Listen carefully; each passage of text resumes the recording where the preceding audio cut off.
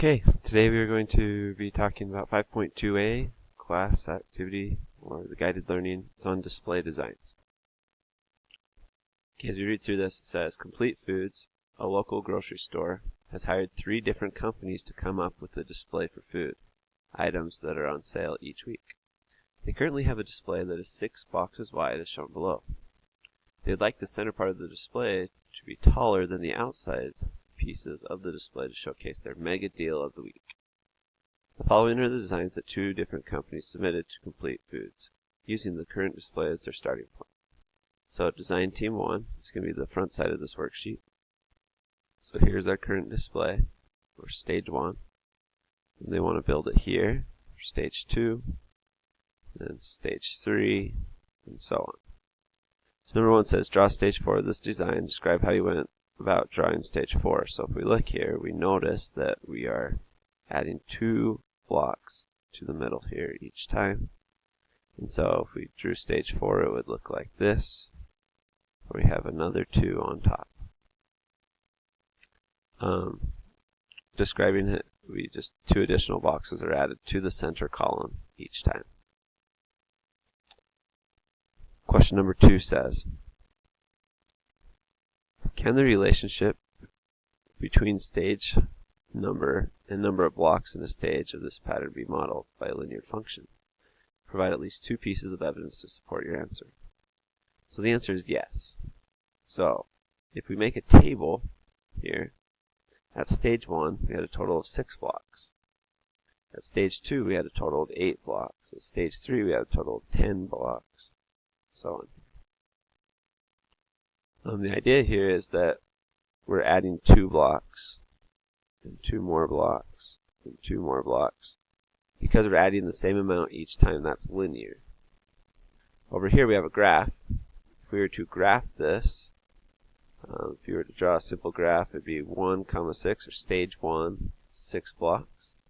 Stage 2, 8 blocks. Stage 3, 10 blocks. And this creates a straight line. Linear means a straight line, so this is a linear function. Talking in terms of functions, we can predict the outcome. Each input has 1 output. Linear just means it's straight. We also can write an equation that models this. We're adding 2 each time. That's our slope. That's the 2x. This 4 goes when we have stage 0. So we have 5, 4, 3, 2, 1, stage 0. So then we count backwards, 14, 12, 10, 8, 6, so the next one would be a 4. So that's where we would start at 4. Then for each stage, we add 2 blocks. Y equals 2x plus 4, or y equals 4 plus 2x. Okay, now we're going to look at design team 2, that's on the back side.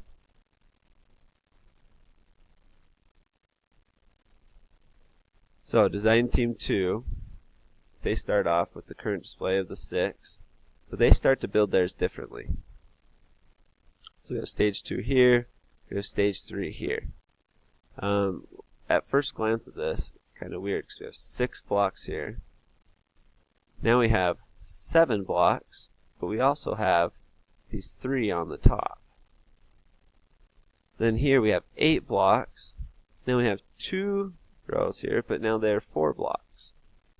And so as I look at this, it looks like my bottom one is growing by 1 each time. So if I was to draw stage 4, it goes 6, 7, 8. I'm guessing the bottom one's going to be 9. Also, there's only 1 row here. Now we have 2 rows. Now we have 3 rows. So I must have 4 rows in my stage 4. Now the weird thing here is that there's nothing on top here, and suddenly there's 3 here. But when we look at stage 3, there's not 6, so it's not adding by 3. This went 3 wide, now it's 4 wide, so I'm guessing we'd have 3 on top here. Each are going to be 5 wide. So if we look at that, that's what this picture looks like here. There's 9 blocks on the bottom. There's 4 total, 3 above, and they have 5 wide. So in our last one, in our design team 1 example, it only grew in one direction. It was growing up. In this case, we're growing wide and we're growing up. That's not going to be linear. It says here in this box, it says, an interesting thing to note about the growth of each of the patterns is that linear patterns grow in one direction. In the previous example, the center column is growing taller. However, for this pattern, which is quadratic, the patterns grow in two directions simultaneously. So the center is getting wider and taller at the same time.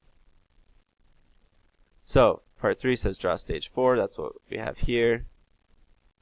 Describe how you went about drawing stage 4. That's what we were talking about here. We were adding an extra one each time, wide, adding an extra row each time going up.